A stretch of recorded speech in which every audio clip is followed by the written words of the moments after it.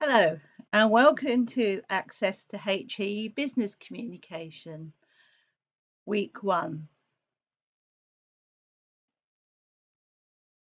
Okay, so the objectives for this first week is to look at 1.1. We'll be looking at distinguishing between different models of communication in business. 1.2, we're going to critically assess at least 5 key factors. I'm going to do more than that with you, but for the assignment, when you get round to it, you need to identify at least 5 key factors. And then 1.3, we're going to look at the impact that some of these factors might have on the business. Okay, so the first 3 criteria on your assessment list. Okay, so models of communication is what we're going to think about first. What is a model of communication? Well, it's basically a simplified representation, or it's a little framework, as you can see by the graphic I have here. And it's just to help you understand how communication works and what the points of the process are. So you can sort of see it like a little map that sort of guides you through. And it also provides insight into the different elements that are involved in communication.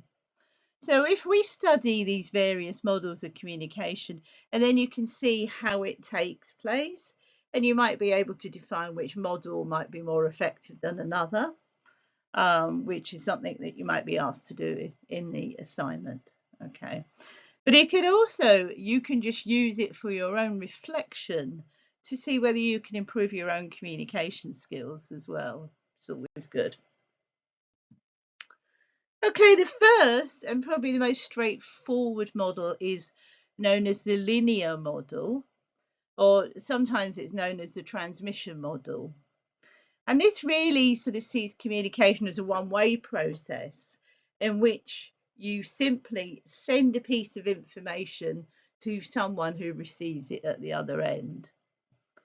And the focus really is on the sender doing everything correct, and then the receiving is just a sort of passive recipient. It's not about a sort of two-way communication, really. It's sort of the linear model is very like almost like a one-way communication, and the role is actually it's just a target, really. It's not a continuous process. It's that I've got this piece of information, I need to get it to them. The scholars who invented this model, they were sort of very much focused at the time on what was contemporary communication technologies like radio work, which of course has moved on quite a lot now. But we'll look at that a bit further on. And there are several examples of linear models, and I'm going to just go through some of the most well known. Okay, one of the first of the linear models, and again probably the most well-known one, is known as Aristotle's model. Now some of you may have heard of Aristotle, who was a Greek philosopher, and he had a lot of focus. He was a great speaker, and spent a lot of his time trying to convince people of things and making them understand his ideas. He focused very much on persuasive communication. So his view of communication was about influencing the receiver's beliefs by having a very convincing argument. So if we break Aristotle's model down in simple terms, you've got basically ethos, which is credibility. So that's establishing your credibility or your expertise. So like maybe when you go to see the GP, you sort of consider the fact that the GP has more expertise in the area than you, and their medical credentials, which are probably up on the wall somewhere, it sort of enhances the credibility. So in other words, you know that they know what they're talking about. The second part is pathos, which is this is all Greek for emotions. Okay. And the sender actually appeals to the receiver's emotions to create a connection. So Aristotle would appeal to people's, heart's desires or something that they really wished for, to help them influence their decision making, really, to get them to agree with some of the things that he was saying.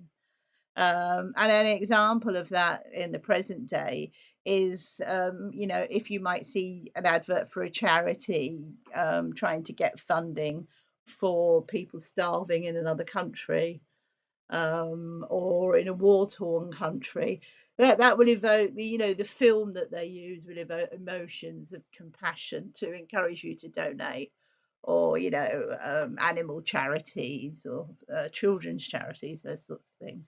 So that's pathos. And then there was logos, or the word that we have now is logic, and they present logical arguments. So they may use facts, they may use statistics, they may use some sort of logical reasoning process. So if you go to a conference and someone's presenting a scientific paper, they will probably have lots of graphs and statistics to encourage you to sort of take their evidence on board. So the logos, logic, is evidence. And then the final level of Aristotle's model was the call to action. And he would sort of conclude by asking people to go out and do something about it. So if he's made a great speech about being concerned about the sort of poor or the homeless in ancient Greece, he would be asking the people he's talking to go out and help, or go out and make a change, or vote differently in the elections. And of course, this is something that we still see today with politicians. When it comes up to election time, they're all around sort of speaking to you, using all these steps. So it's this linear model of Aristotle's is still being used very much by, when you see a party political broadcast, they'll probably be using all of those levels. So once you know about it, you'll be able to recognize it. So they're not frequently asking for you to come back, to be part of that conversation. It's often maybe just, like a TV advert or something like that. And but they get that information over to you. So, for example, before we move on to less models, if you were using Aristotle's model, if you were doing a presentation in your study class, and you might have done a piece of research about recycling, say, about saving the planet, and you would use all these different levels. You would use the emotion, the concern. You would talk about the positive impact. You would use statistics to show things have got worse. And then you would present sort of a logical reason for why it's important to approve it. And then you would trying to get people on board to say, go out and change one thing about your life or something like that. So that's it. So as I said, it was fairly linear. It's not really looking for a two-way communication. It's a one-way communication. And here we've also got Lasswell's model, which is quite similar. It's the structured approach just to understand the basics elements. And this includes the sender, what the message is, what channel you're using, so what medium that you're using, and to whom are you sending it, and what's the effect. Okay, so it's very similar, but it's really focuses on what the product is really. So who's the communicator? It's if it's you, you've got to be able to work in a style that works well for you, or suits sort of your message. So say you're a journalist and you want to get something over, it's got to suit the style of your newspaper, maybe. It couldn't be something too unusual or alien. The message is obviously the most important thing, the next step. And this is what's the content of the message. What are you actually saying? What is the policy that you're advertising? Or what is the change that you're looking for? And then the next step, which is quite important, is what is the medium that you're using? Um, and you've got to think about, you probably put the next steps in context, like to whom are you talking and how are you going to talk to them? So that should help you decide really. If you're talking to the general public, it needs to be quite a wide form of medium, like a TV broadcast or a magazine article maybe, or an online blog if you're talking to a specific group who follow certain blogs. So it's got to be right. Um, so, if you're a music artist and you're bringing out a new song, it would be on one of the streaming sites, really. It's okay, people might want to read an article about it, but they actually want to hear the song. So, you might be using YouTube, you might be using something else, TikTok, something like that. And in so to whom, you've got to sort of think everything is much more targeted now, especially nowadays. So you've got to sort of consider the demographic, and that's who the people are, and what their interests and characteristics, and that would sort of maybe even affect the style of the way you did it. If you're advertising a new children's toy, it would probably be something visual so that the children can actually see it. They don't always, because different age groups might not always understand the language. Very often, some things work in, with or without language, especially if it's aimed at children. Think of McDonald's, think of their adverts. They're pretty much the same in every nationality, and quite honestly, you can see a McDonald's advert. You don't really need to know what they're saying because they're advertising. It's very graphic, very visual, very much aimed at its customers, which tend to be children, and then the wider family as well. But let's face it, it's children that drive McDonald's. So you would you would make the style of the information to fit the receiver. And then at the end is what effect. You need to know what impact you want. For instance, if it's a public service broadcasting about safety, it needs to be sort of fairly serious, fairly impactful, um, and people need to not misconstrue it really, because this is information. If it's the law that you have to wear seatbelts in your country, which it is in quite a lot of countries now, then they can't do anything too playful really. It needs to sort of make it very clear that you haven't got any choice about this matter. On the other hand, if we're selling hamburgers, of course we can make it as playful as we want really. It's got to be something that links with enjoyment. There's no point the effect of it being too dull, because that means if they don't feel attracted to what you're selling, they won't buy it really. So that's Laswell's model, um, similar to Aristotle's, but slightly more focused in areas. Okay. And the next one is the Shannon-Weaver model. Okay. Shannon Weaver's model of communication really brings something else into it. It keeps a fairly simple communications view, but it brings in something called noise. Okay, and that is about distractions really.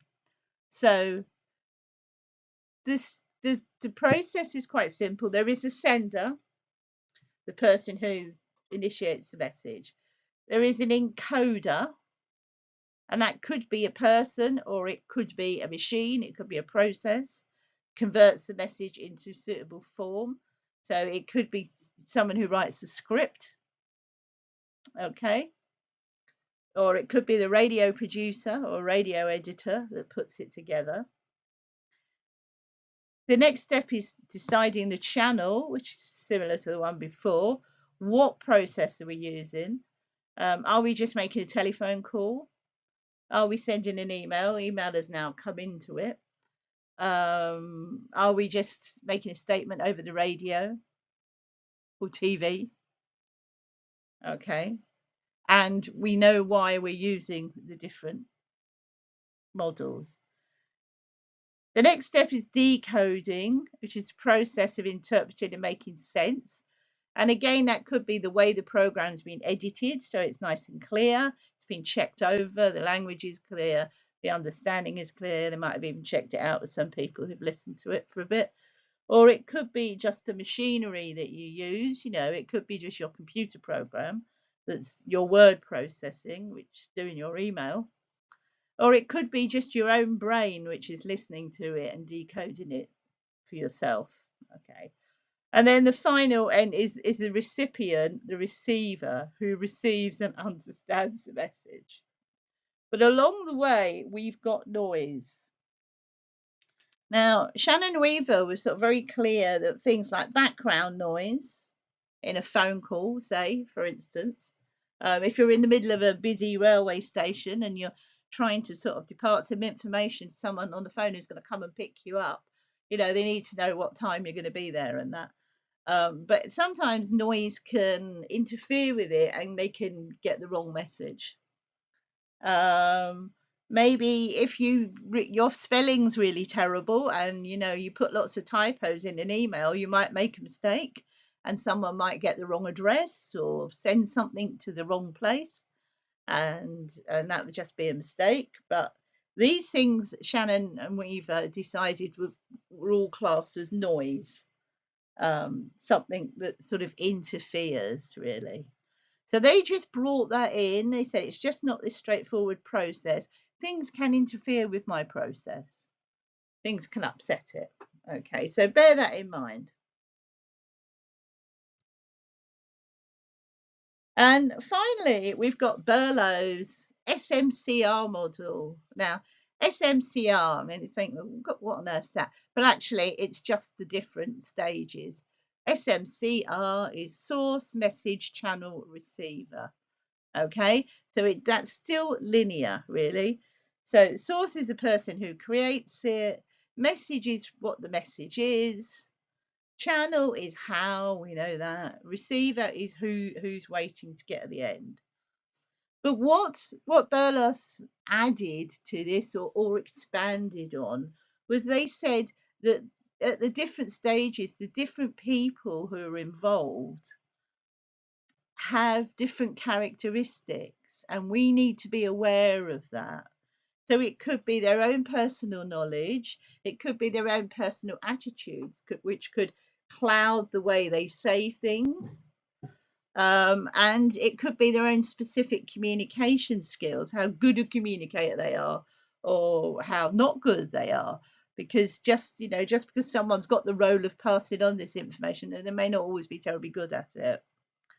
And this understanding, it can help you if you actively, you can use it to design the message more effectively using the skills that they have or their own attitudes.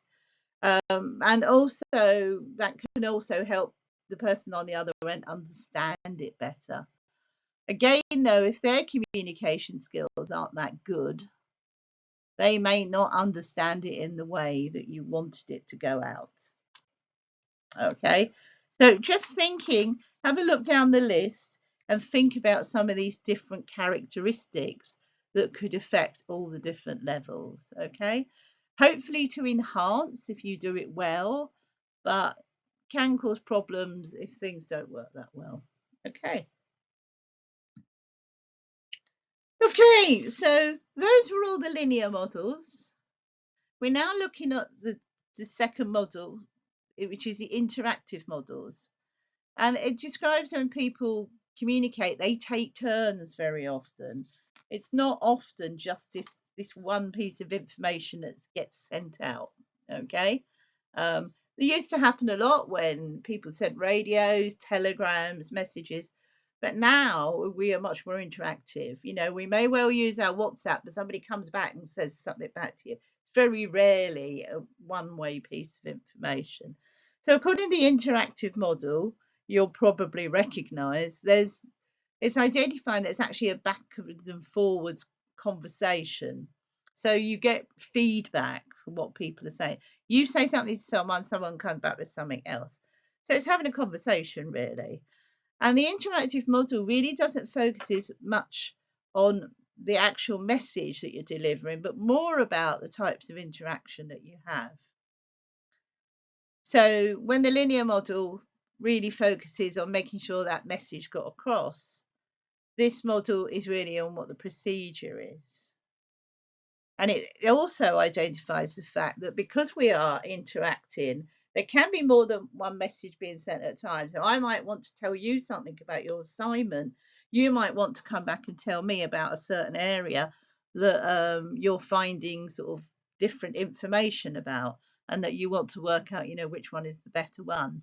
But I might, I'm saying, well, I'm just telling you about this part of your assignment you've got to do. So there can be more than one message being sent at one time, and some of them may not all get received because we get lost. We might be thinking about what the person just said, and then we might miss another bit. The interactive model, more complex form of communication. One of the examples we're looking at is something like the Osgood-Schramm model, and that focuses on how individuals interpret and understand messages. So it thinks about the perception in communication. It's got three elements: the source, that's who sends it, the message, what is it, and then the receiver. But one of the important things is everyone brings their own background into it and their own style of speaking and their own understanding, which makes conversations, depending on whether your two sets of understanding work well together, they can either be a very clear conversation, or it could be a real messy conversation if your cultural differences are really too wildly different, and then neither of you understand what the other one's going on about. So it's not just about what people say with Osgood Schramm, they're just drawing attention. It could also be about how people understand what they've heard and then how they go on to interpret it. And it could just be an issue about language, it could be about cultural differences, it could be about just personal attitudes, all sorts of things, really.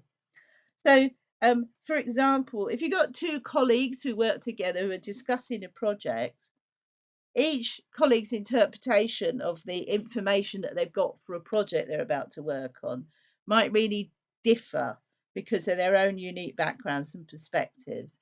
So it's just sort of saying that they often have to talk this out until they come to a conclusion where they're hearing and understanding the same things.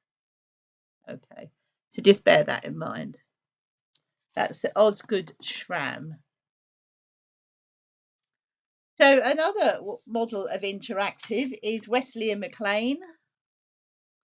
And this is quite a crucial one if you're going to give an example of interactive, really. I mean, it really emphasizes the role of feedback and that feedback is coming all the time. And also just reminding people that your whole environment can affect the communication process. So it could be down to the machinery that you're using, the noise that's going on around you, where it's taking place. Is it a strange place, or is it somewhere that you're really comfortable? You're in your own office, so you're comfortable, you know what's going on. And it explains that the sender initiates the message based on their understanding, and the receiver in turn interprets and responds to it. But there's a lot of issues about understanding all the time, really, and how do we influence cultural norms. So you've got in the little graphic, you've got ACP. A is the sender, B is a receiver, C is a gatekeeper. Now that could be something like if you're sending out an article and you write for a newspaper, it could be your newspaper editor. At work, it could be your manager, or it could be if you're working on a little project with some people, it could be your project manager who's just checking things out before it all gets sent out, passed on. The little X's here are the sort of influences, really, the environmental factors that can affect. And here they've just got some examples like a sensory experience, what does it feel like, the orientation, which your beliefs and cultures, and what's the other person's sort of beliefs and cultures as well, really, and how does that affect. So the X's are the environmental factors that have an ongoing influence on this process. If you have a look, we've got F for feedback. So you can see there's two levels of feedback between A and C. So like I might write something, um, check it up with the head of service, get their feedback on it first, and then I will send it out to the wider world. Once they've sort of said, actually, don't do it like this, do it like this, or why don't you forgot to add that? Can you add that? And then when it goes out to the wider world, you will in turn get feedback from them as well. Okay, so remember, if you're not sure about any of this, you can contact me on WhatsApp, and I'm happy to sort of explain things if you get a bit stuck, or if you just want to discuss your interpretation to make sure you've got it right. Okay, so do please use the WhatsApp. Okay, the last model of the models, you'll probably be pleased to know, is the transactional model. Okay, and the transactional model deals with pretty much pulls the whole thing together, really. Messengers and communicators, and it looks at putting everything within the social cultural context. The idea is that people don't just convey their messages, they communicate to build relationships. So very rarely is communication a one-off. I mean, it might be if you're ringing up O2 and wanting to know what's happened with your broadband or something, but generally, communicating is part of relationship building. So the transactional model have taken communication to a different level, really. It's not just passing on a brief message. And it says that you form self concepts and you create intercultural alliances and create communities. So it could be a community of students where you all get together and share thoughts and ideas. It could be a community of colleagues at work where you're sharing different approaches and ideas. So, really, the transactional model considers communication as a powerful tool that creates its own realities. So in this model, the role of the sender and receiver vary quite significantly. So we don't just label people, I'm not the sender and you're not the receiver. In the transactional model, everyone's engaged in communication, everyone's a communicator. So there is no real sender and receiver because we're all doing it. Okay. And it indicates that you can be a sender and a receiver at the same time because you're having conversations across the room. It's also an interesting thing about this model is that it people need to understand they can also change their communication styles, and people will do that depending on maybe the group that they're sitting in, the types of people they're talking to. And I'm sure if you reflect yourself, you know when you've changed your way of communicating depending on who you're talking to. Is it a senior but manager?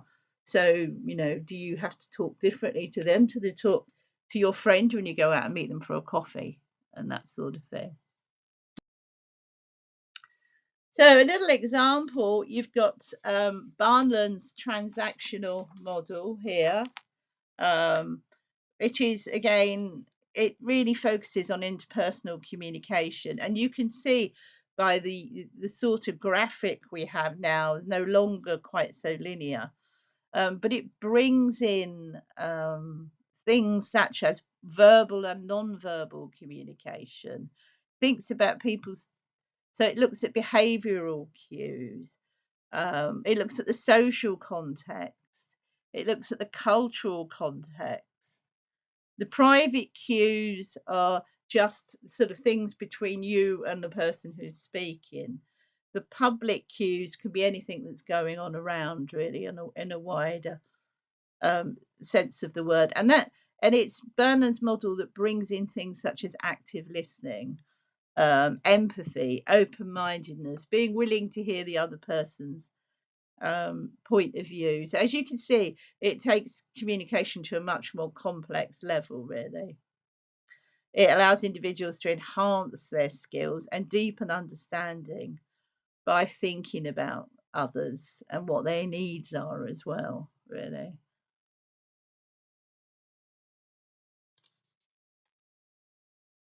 So if you give me an example, if you've got two people in a discussion during a team meeting, say, and one colleague is presenting a new idea or a new way of doing something, then the others would listen attentively, really pay attention.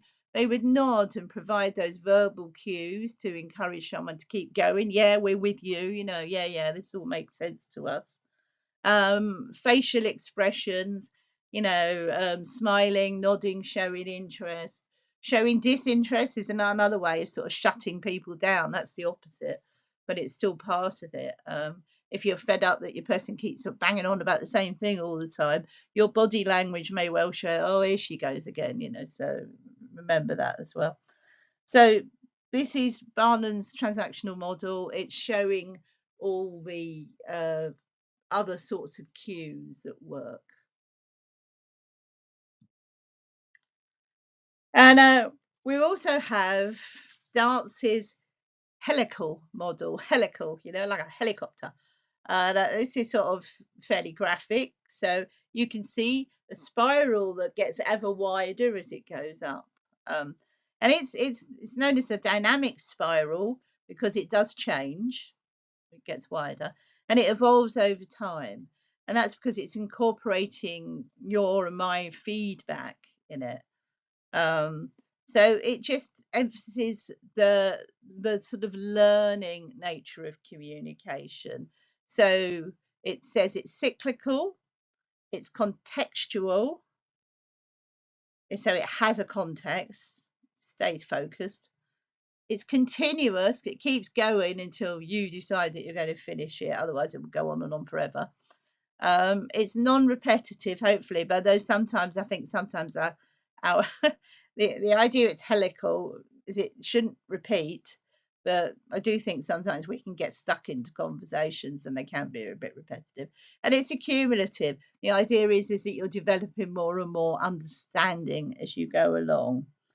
So an example of this would be like maybe a student and teacher discussing maybe quite a complex topic. As the conversation progresses, hopefully, the student's understanding will deepen, and it will lead them to ask maybe more questions and have more insights into the subject. So, therefore, the spiral gets wider, bigger. So, it allows for continuous growth and it allows for a richer knowledge exchange because if you're only limited by time very often and as I said, you could always go and have a word with your tutor afterwards if there's something more that you wanted to find out about it. Okay, what I would like you to do is to sort of take a break here now. And there is a little YouTube video I'd like you to have a look at about it's just a summary of the three main models, and it's just to keep it fresh in your mind, just to sort of draw it down a little bit because there was quite a lot of detail in the examples there. So do watch this video that summarizes them and do make yourself some notes because you might need them for your assignment. Okay, when you're ready and it's fresh in your mind, you can move on, and if not, I mean, do some wider reading if there's one of them that interests you more, please feel free to read on. Okay, so we're now going to look at one of the second criteria, which is what factors can enhance or impede business communication. And I've got a little graphic with a few factors there. And we're going to look at some of them. Okay, so one of the factors that can enhance or impede is cultural diversity. So cultural diversity is there's always a chance of misunderstanding and misinterpreting messages in especially large organizations where people may come from many different cultural backgrounds. And it could be as simple as language, or it could be cultural understanding of certain terms and terminology. Or maybe it's something a little bit more nebulous than that, where people don't actually understand why somebody says something, but it could be they're a product of their background and they say things in a certain way. So it can lead to assumptions and it can lead to misunderstandings. So most important thing is to be aware of it and then take some sort of measures to address it. Another factor can be the emotional difference. Um, Again, being aware that whether you like it or not, sometimes people can bring their personal issues into the workplace, no matter how hard they try not to. And sometimes it's almost unconscious. So you might get, as you know, you might say something that normally wouldn't get much of a reaction, but from one of your colleagues, you might get a very, violent, aggressive reaction. And you find out afterwards that they've been very upset about something that's happened to them at home. And it's sort of sizzled in somehow. So, again, it's about being aware and looking for these things and maybe checking them out.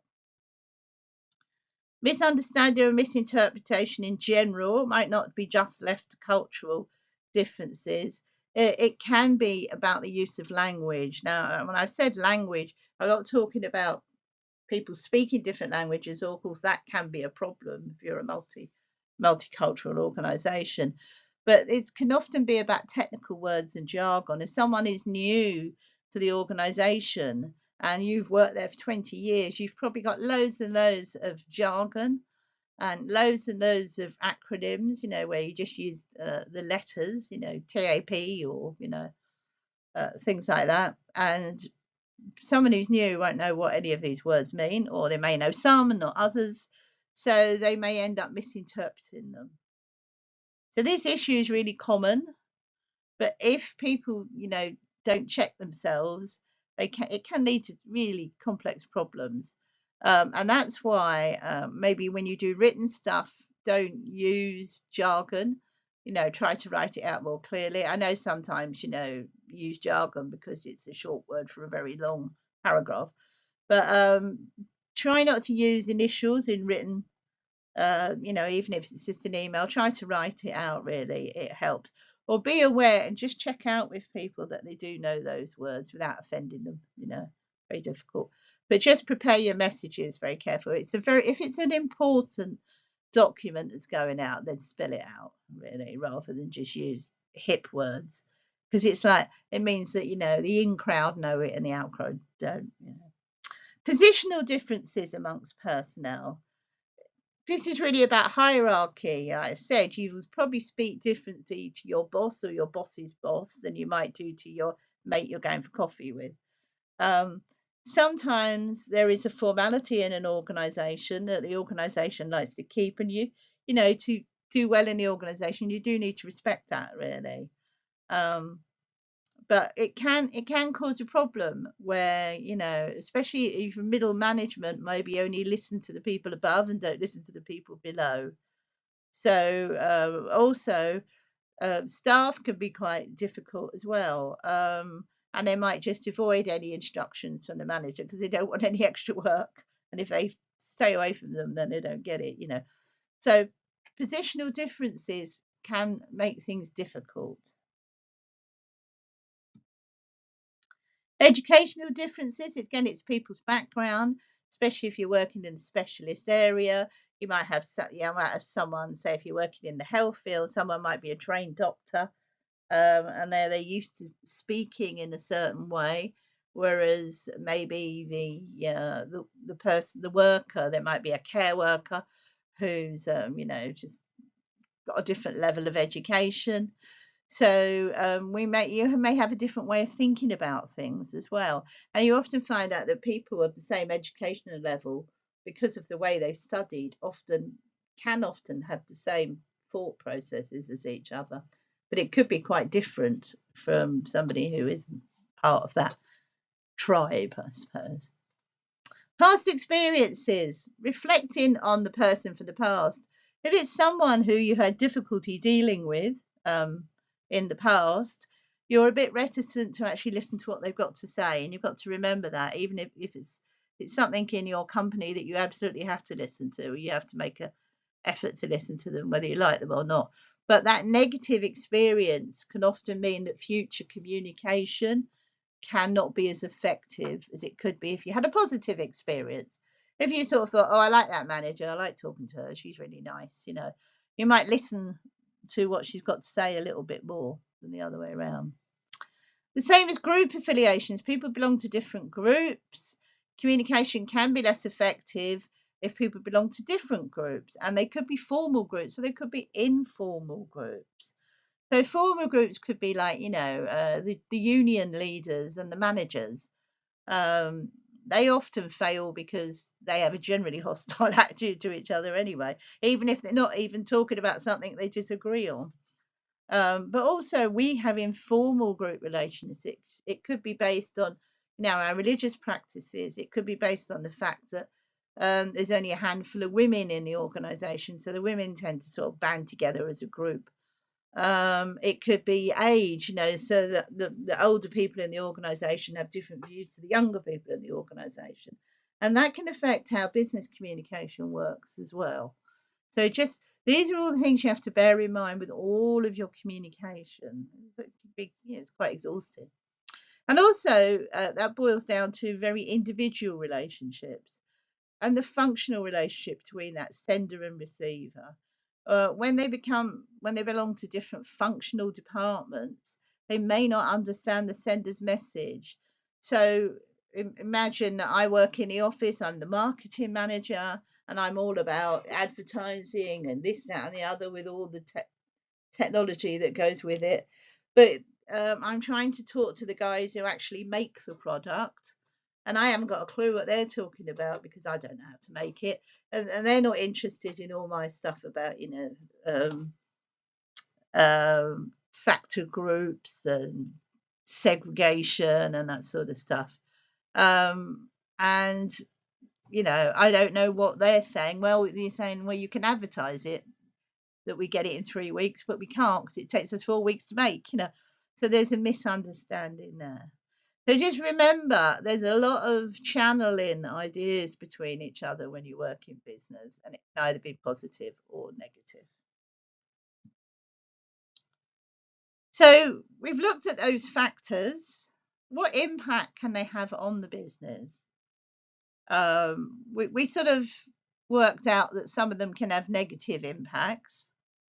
By people misunderstanding things and therefore things going wrong, things not getting made properly, so that's sort of fairly obvious. But how can it also be a good thing as well? So communication in business is really important. It's important to sort of convey really, really clear messages about your strategy, and about your brand as well, really. So internal communication builds good rapport.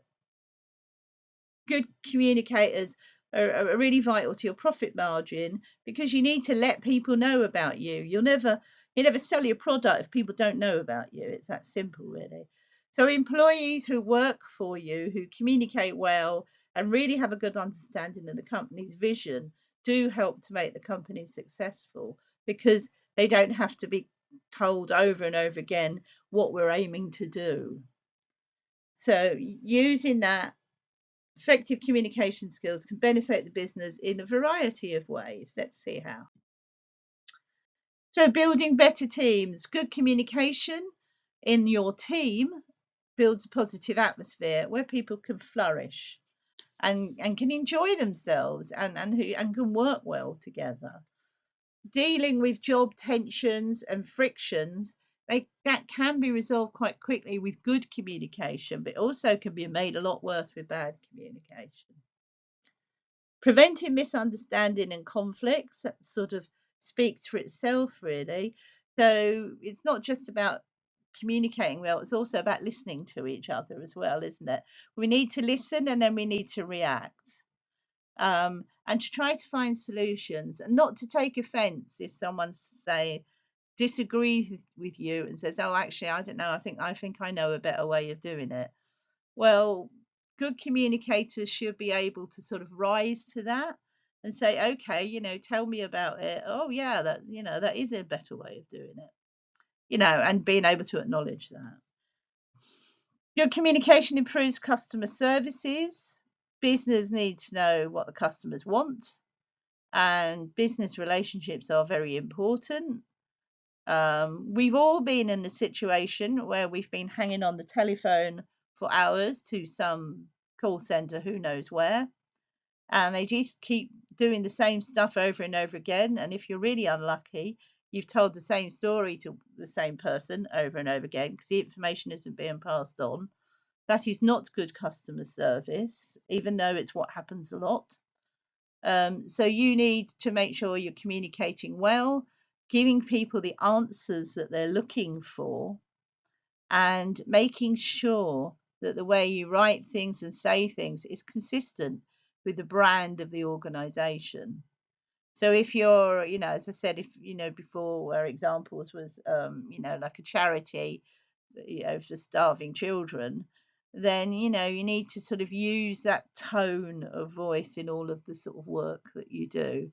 And that tone is, come on, help us out. These children need your help. So that needs to sound the same with everybody that they speak to. Meeting goals and earning success. All businesses have short and long-term goals. They all have a business plan, they all have a vision. When the staff know what the goals and the visions are, they can actually focus their efforts on achieving them. It sounds obvious, really, but it's amazing how many times only the people at the top know what the vision is and the day-to-day workforce don't.